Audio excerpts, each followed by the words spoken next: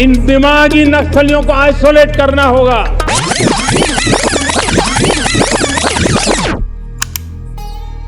क्या दिमागी नक्सल से आपका अभिप्राय है वो पढ़ा लिखा युवा जो अपने हक की बात करता है? उमर खालिद के समर्थक बोलने से आपको गुस्सा आया? नहीं, हम प्राउड फील करते हैं कि हम उमर खालिद के समर्थक हैं और उसको इस बात से डर लगता है। इस बात को सुनकर हम बहुत प्राउड फील करते हैं। बेचारों ने ये तो कह दिया कि भारत हमारी माता है, पर ये बाप ढूंढ रहे हैं। अब ये बाप ढूंढ रहे हैं, होगा तो बाप कौन है ढूंढ रहे हैं? पहले अंग्रेज थे। बस नाम रहेगा अल्लाह का। ये हिंदू मुस्लिम कुश्ती होती है, जबरदस्ती लगा। क्या रामचरितमानस में कहीं मुसलमान नाम देखा आपने? रामचरितमानस में कहीं मुसलमान नाम देखा आपने?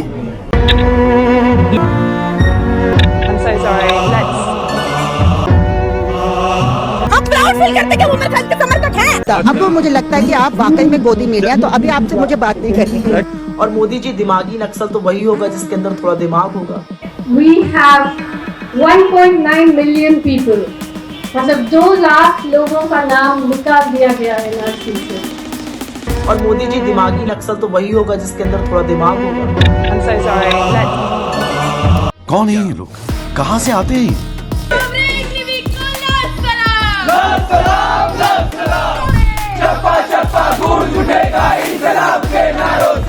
मुझे लगा कि सीजेपी का प्रोटेस्ट जो है वो थोड़ा सांस लेने की जगह दी और मुसलमानों को शायद लगने लगा कि शायद इस मनुज देश में हमारे लिए भी कोई जगह है। मुझे लगता है कि पिछले 12 साल में ऐसे उनको मतलब बार बार एहसास दिलाया जा रहा है कि तुम यहाँ के नहीं हो, तुम्हें बुलडोज करेंगे हम कुछ भी करेंगे और क्यों तक नहीं कर सकते। Hindu society must be one of the most violent, to the roots violent society in the world. तो हमने क्या ही इन लड़कियों को मुसलमान लड़के क्यों पसंद है? हाँ, ये मुझे हमेशा लगता है कि ये कहते कहते इनको शर्म नहीं आता कि हिंदू मर्द क्यों नहीं कर सकते, ये वो हमारी लड़कियों को छीनते हैं, हमसे नहीं होता, तो शर्म नहीं आती है उनको ये कहने में। मुझे हमेशा लगता है कि लव जिहाद वाला मामला ना एक बेबसी प्रकट कर रहे हैं ये हिंदू मर्द कि हमसे नहीं होता है, और ये इतने मतलब होंगे इतने ही, फिर मुसलमान मर्द होंगे इतने ही डिजायरेबल, बहुत ही अट्रैक्टिव होते हैं, बहुत ही अट्रैक्टिव होंगे, क्या कह सकते, मुसलमान मर्द होंगे इतने ही डिजायरेबल, बहुत ही अट्रैक्टिव होते हैं, बहुत ही अट्रैक्टिव होंगे, क्या कह सकते।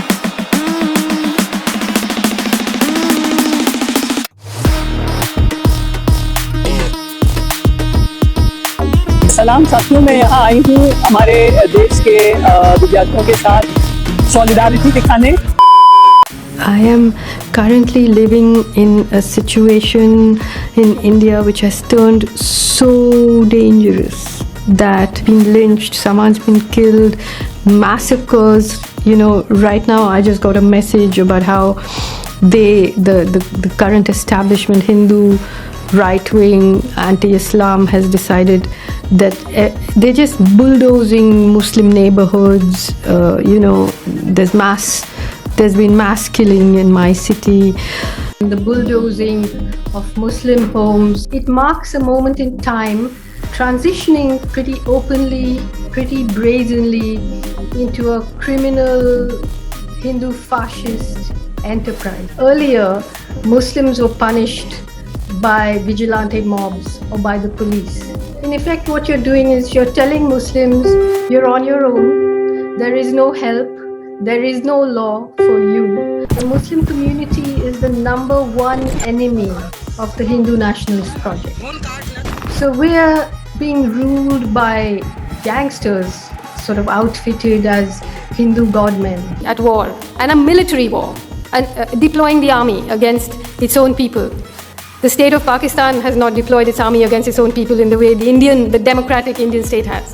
And if you look at who are these people that the Indian state chose to fight, in all the northeastern states, they were tribal people. In Kashmir, it was the Muslims. In Telangana, it was the tribal people. In Hyderabad, it was the Muslims. In Goa, it's the Christians. In Punjab, it's the Sikhs. So you see this sort of upper caste Hindu state. Perpetually at war. So even when, for example, I've written a lot about all these fake attacks and fake, terrorists and fake assassination attempts, and the Supreme Court passes a judgment sentencing someone to death, saying that we have no evidence to prove that he belonged to a terrorist group, but in order to satisfy the collective conscience of society, we are sentencing him to death. And then they hanged him, Afzal Guru, you know. So I was leaving, a journalist, a TV journalist, stuck a mic in my face and very aggressively said, "Madam, is Kashmir an integral part of India or not? Is Kashmir an integral part of India or not?" About 5 times. So I said, "Look, Kashmir has never been an integral part of India."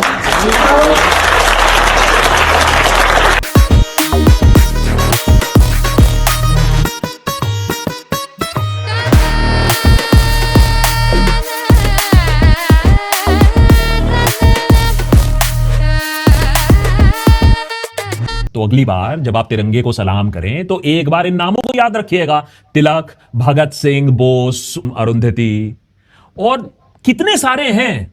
इनमें से किसी ने भी क्या देश को नुकसान पहुंचाया था? In India, which has turned so dangerous.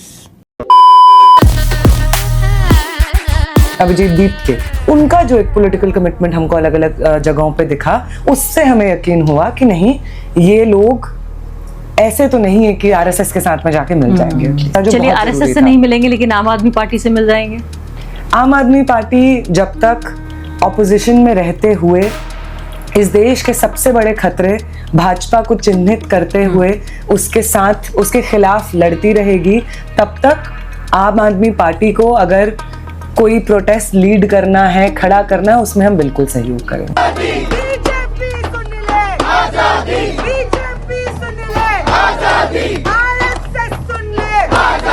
रात के 1 बजे आप एक मर्द के कंधे पे चढ़ के टी शर्ट और पैंट पहन के ब्राह्मणवाद जिंदाबाद के नारे लगा रही हैं। मोहतरमा, आप कंधे से उतरिए, घूंघट पहनिए, घर की 4 दीवारी में जा करके चूल्हा चौका करिए और अपने घर के मर्दों की सेवा करिए, क्योंकि उसमें तो वही है, बिल्कुल वही है। उसमें आप जिस ब्राह्मणवाद का बखान कर रही हैं, वो आपको पशु तुल्य मानता है, ढोल तुल्य मानता है। ये तो वही बात हो गई कि कुआं भी ठाकुर का, पानी भी ठाकुर का, खेत खलिहान ठाकुर के, मोहल्ले ठाकुर के, और आपका क्या? आपका क्या? आपकी जिल्लत, आपका दुख, आपकी बेबसी, आपके ऊपर लानतें, आपके आंसू, सिर्फ ये हमारे हिस्से किया जाता है।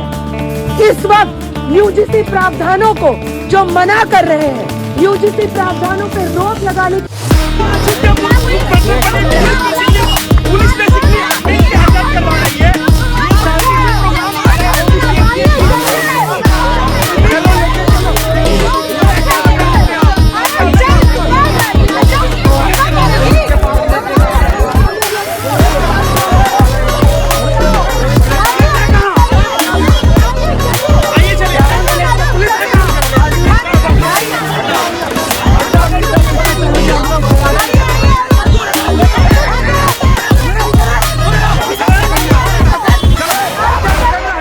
जब मेरे फैमिली को पहली बार पता चलता है कि मैं लेफ्ट के किसी संगठन से जुड़ी हूँ, तो मेरे फादर तो फौज में है, तो वो मुझे सबसे पहला एग्जाम्पल यही देते हैं कि हमारे लोगों को मारा जाता है और तुम्हारे ही लोग मारते हैं, तुम इनके साथ कैसे जा सकती हो। बहुत कुछ रहता है। मेरे फादर ने मुझसे 10 साल से बात नहीं की है इसी वजह से, क्योंकि मैं इस पॉलिटिक्स से जुड़ी हुई हूँ।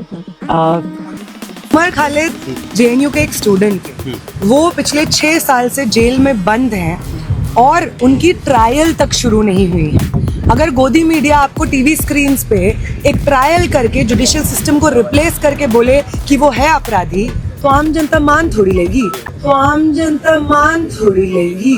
हम प्राउड फील करते हैं कि उमर खालिद के समर्थक हैं।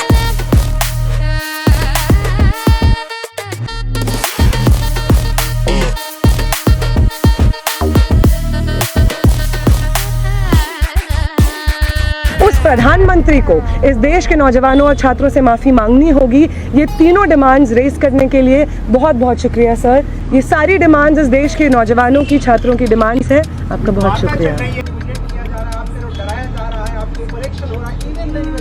What makes you standing here? No, but I want to say something else. Yeah, which is even more powerful. Yes, that They are young people who are standing here in front of India's press.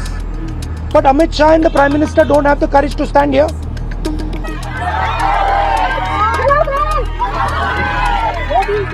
दूसरा कुछ है ही नहीं।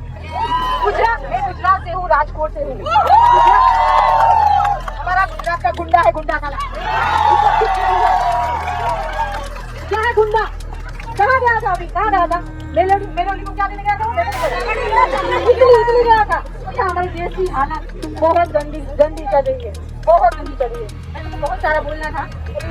सबसे पहले तो आप सबको thank you, इसलिए कि मैं अभी लंदन आई, उसको 10 डेज हुए हैं। उन्होंने पूरा स्क्रोलिंग कर दी डेली। मैं तो जंतर मंतर जा रहा, यहाँ जंतर मंतर कोई गया मेरा पूरा। Thank you so much.